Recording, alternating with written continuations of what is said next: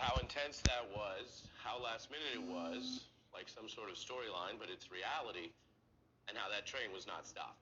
A miraculous rescue. The pilot is in stable condition thanks to that police work.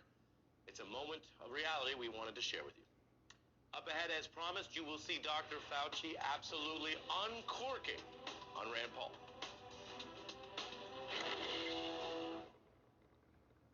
Can Dove stop 98% of daily hair damage? Sandra treats one lock of hair with Dove. Glowing areas represent hair damage. Dove precisely repairs so there are almost no signs of visible damage. Dove Intensive Repair, #1 beauty brand not tested on animals. Your plain aspirin could be hurting your stomach. Vazalore is the first liquid-filled aspirin capsule clinically shown to cause fewer ulcers than plain aspirin. Try new Vazalore. Aspirin made amazing. This is a Bombas Performance Sock. For such a small item, it performs big in so many ways. Big on comfort, big on durability, big on breathability. Bombas gives you big comfort for all your athletic pursuits.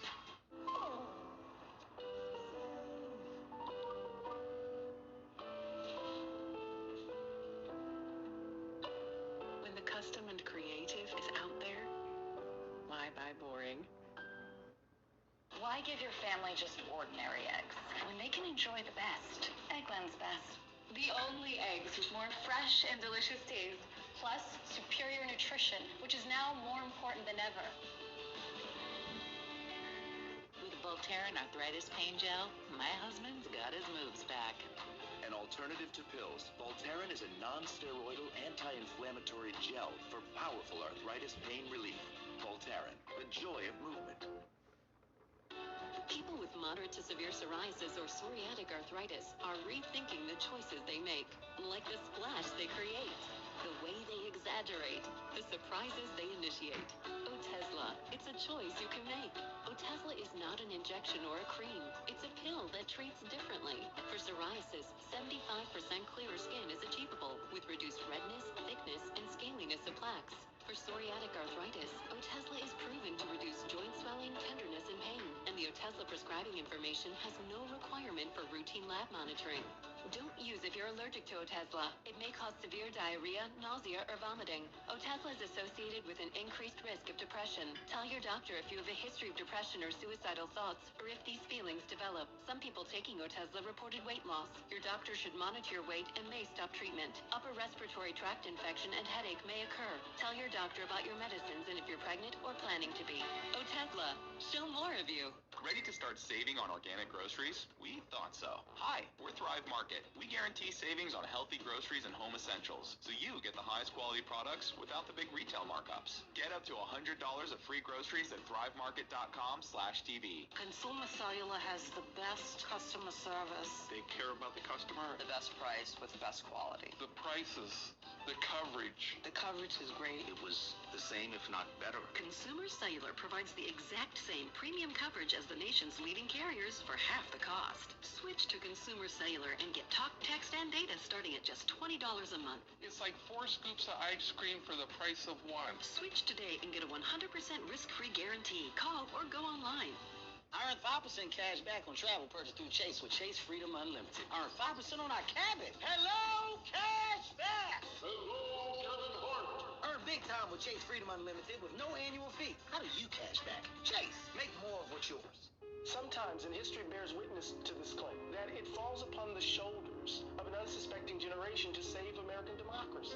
And that's where we are, and that's what the Democratic Party has to understand its task as. The Republic is in crisis, it's in danger, and we must in some way stand behind or stand for those values if we're going to salvage this fragile experiment. We're going to have to risk and be courageous enough to stand on these values as we try to imagine a new way of being together.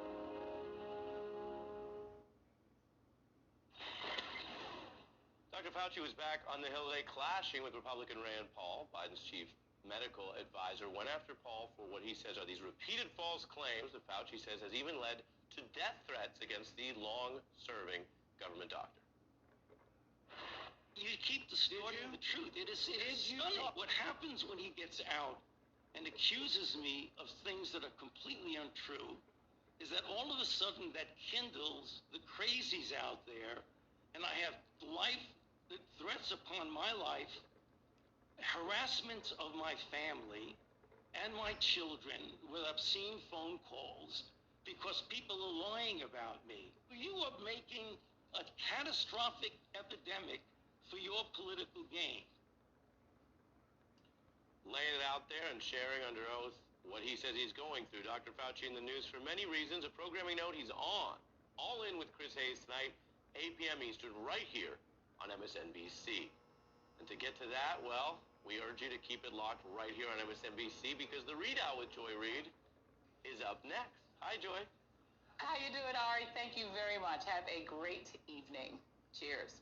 And good evening, everyone. We'll begin the Readout tonight with what the White House hopes will be a pivot point in the fight for voting rights. This afternoon, President Biden and Vice President Harris gave a major joint speech in Atlanta, putting the full weight of the administration behind the push for new federal voter protection laws, even if it means that Senate Democrats have to go it alone. And the fact that they have to do it alone is notable. Take a look at this video. The year is 2006. Republican President George W. Bush is signing an extension of the Voting Rights Act. Now, standing there behind him is Missouri Senator Roy Blunt, who now thinks voting rights is a partisan issue. That 25-year extension of the Voting Rights Act was so bipartisan that both the majority and the minority leader were there for the signing. Oh, okay, right here, next to Hillary Clinton, is Senator Lindsey Graham, before he thought that protecting voting rights was a power grab. Fast forward to today when the senator who will go into the history books as little more than a caddy to the disgraced, twice impeached former president said this. As to voting rights itself, I think this is the most hyped, manufactured issue in a long time. Now let's just be clear. When we talk about voting rights legislation, we talk a lot about what President Biden should do, what Majority Leader Chuck Schumer could do. But what about the Republican Party that up until very recently unanimously supported and voted to renew the 1965 Voting Rights Act for decades, and who showed up at MLK Day church services bragging about it? Republicans joined majorities reauthorizing the VRA 5 times, including that 98-0 vote in 2006, and they were all signed in to law by Republican presidents. Republican support for the Voting Rights Act is Republicans' favorite talking point when you point out that their party has swapped places with the old Dixiecrats. So what happened between 2006 and now to change their support? Well, for one, the first black president, Barack Obama, was elected and re-elected thanks to massive turnout from voters of color, giving the black Democrat an opening to shape the courts, including the Supreme Court. Well, Mitch and them couldn't have that. Republicans realized that voters of color could overwhelm them again in Georgia in 2020, electing Obama's former VP, Joe Biden, a black woman vice president, and Senators Raphael Warnock and John Ossoff. In other words, given open access to the vote, the increasingly diverse electorate was going to choose Democrats. So what are you going to do about a problem like democracy? Enter the former president's big lie, a convenient fiction that Republicans are gleefully using to lock those pesky voters out because their political survival is dependent on taking power, not earning it. Last year, all but one Republican voted to block debate on the John Lewis Voting Rights Advancement Act that was introduced to uncripple the Voting Rights Act, which was gutted by John Roberts' Supreme Court in 2013. 16 of those same Republicans who voted to reauthorize the Voting Rights Act in 2006 are still there, including none other than current Senate Minority Leader Mitch McConnell.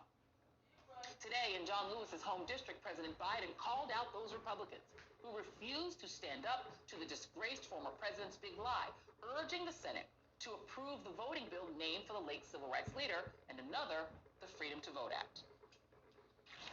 I've been having these quiet conversations with the members of Congress for the last 2 months. I'm tired of being quiet. We must find a way to pass these voting rights bills. Debate them. Vote. Let the majority prevail. And if that bare minimum is blocked, we have no option but to change the Senate rules, including getting rid of the filibuster for this. Senate Majority Leader Chuck Schumer said that he plans to bring up the voting rights bills tomorrow.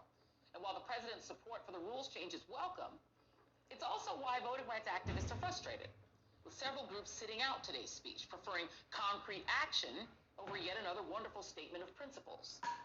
Conservative Democrats Joe Manchin and Kyrsten Sinema have already come down against any filibuster changes without buy-in from the same Republicans who have blocked not one or two, but 3 efforts to even debate voting rights.